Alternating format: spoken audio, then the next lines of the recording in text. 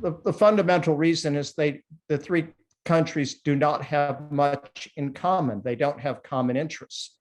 Russia and Iran are both pariah countries.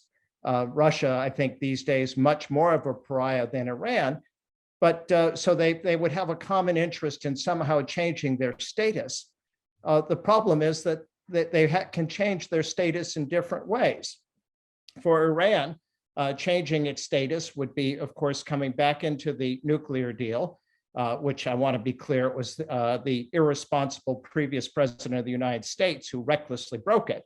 But nonetheless, that's one path for Iran. And the second path is through the Baghdad process and improving relations with Saudi Arabia and its neighbors in the Gulf area.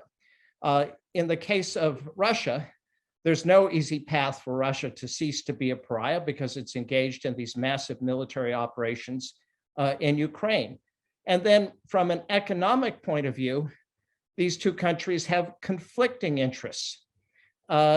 Russia is subject to very severe sanctions, including efforts to block the export of its gas and oil or reduce it. But it is benefiting from the very high price of oil. Iran would like to increase its sales of oil. If Iran increases the sale of oil, then the price of oil is going to come down, and this will hurt Russia very significantly because there's a limit to how much it can sell, so it prefers to sell it at a much higher price. So there isn't really anything in common there. There's no reason for Iran to be supporting Russia's invasion of Ukraine.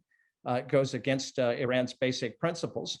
And in Syria, the other major topic of the summit, while Iran and Russia have both been supportive of the Assad government, Turkey is a foe of that government. I suppose the one thing that the Iranians and the Turkish government may have in common is hostility to the American-backed Syrian Democratic Forces who control northeast Syria, essentially the Syrian Kurds. So if I were sitting in Qamishli, the principal city in Syria, Kurdistan, I would, of course, be very nervous about the summit. But beyond that, there's not a lot of common interest.